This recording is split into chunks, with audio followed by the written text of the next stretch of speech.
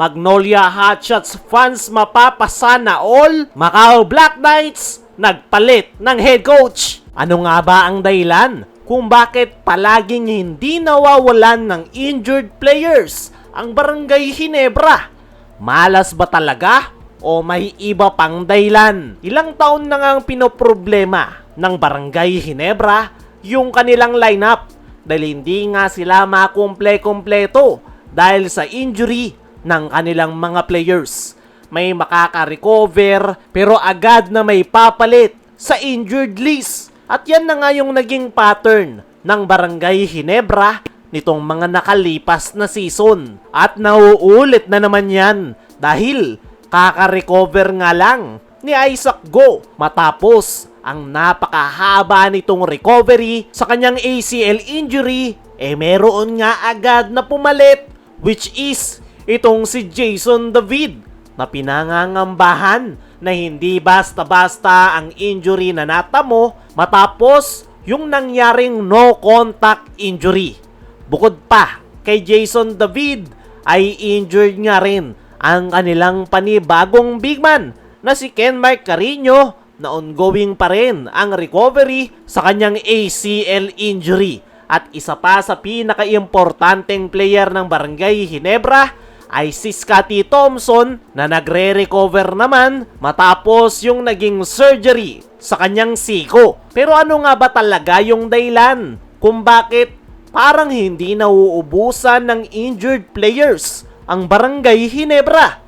Normal nga lang na may nai-injured sa isang koponan, pero iba yung sitwasyon sa Barangay Ginebra dahil hindi nga makumple-kumpleto yung kanilang lineup. Marami tuloy ang nagsasabi na malas lang talaga ang Ginebra. Meron ding mga nagsasabi na kinakarma daw ang kupunan ni Coach Tim Cone dahil sa mga trades na kanilang ginagawa. At karamihan sa mga nagsasabi niyan ay mga haters. Pero para sa akin mga chong, possible na malas lang talaga ang Ginebra, pero may factor rin siguro na palaging pagod yung kanilang mga players sa kanilang team practice. Siguro hindi natin alam kung gaano katindi yung practice na ginagawa ng Ginebra. Possible rin sa kanilang practice facility dahil ayon sa mga source ay yung practice facility ng Ginebra sa SMC Sports Complex ay hindi tabla yung sahig kundi simento lang. Kaya naman possible na factor rin yan kung bakit tinatamaan ng injury yung mga Ginebra players. Dahil malaki yung epekto ng paglalaro sa tabla kumpara sa semento. Dahil sa semento, mas malakas yung impact sa tuhod, kaya dagdag stress ito sa katawan ng mga players. Mabuti nga ngayon ay inayos na yung kanilang practice facility sa SMC Sports Complex kung saan ginawa ng tabla yung sahig. Kung ako ang tatanungin mga chong, isa sa nakikita kong problema kung bakit palaging tinatamaan ng injury yung mga Ginebra players ay dahil sa kanilang practice facility. At mukhang nakita rin yan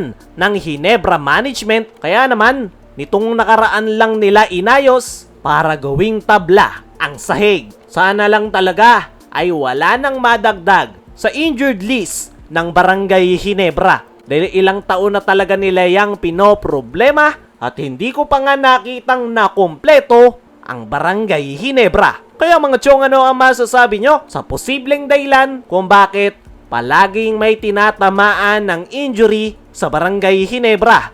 I-comment mo lang dyan sa ibaba. Samantala, Magnolia Hotshots fans mapapasana all, Macau Black Knights nagpalit ng head coach. Wala pang ang panalong nakukuha ang Macau Black Knights ngayong conference. Kaya naman, agad na gumawa ng aksyon ang Macau Black Knights officials kung saan sinibak nga nila si Garrett Kelly at ang papalit ay itong si Marcus Elliot. Pamilyar nga ito sa ilang mga Pilipino basketball fans dahil dati itong player ng Hong Kong Eastern sa ASEAN Basketball. Kaya naman, napapasana all ang Magnolia Hotshots fans dahil karamihan sa kanila ay nananawagan na palitan na si L.A. Tenorio as a head coach ng Magnolia Hotshots. Kaya mga chong, ano ang masasabi nyo na nagpalit ng head coach ang Macau Black Knights? Ano rin yung masasabi nyo sa posibleng dahilan kung bakit palaging tinatamaan ng injury yung mga Ginebra players? I-comment mo lang dyan sa ibaba.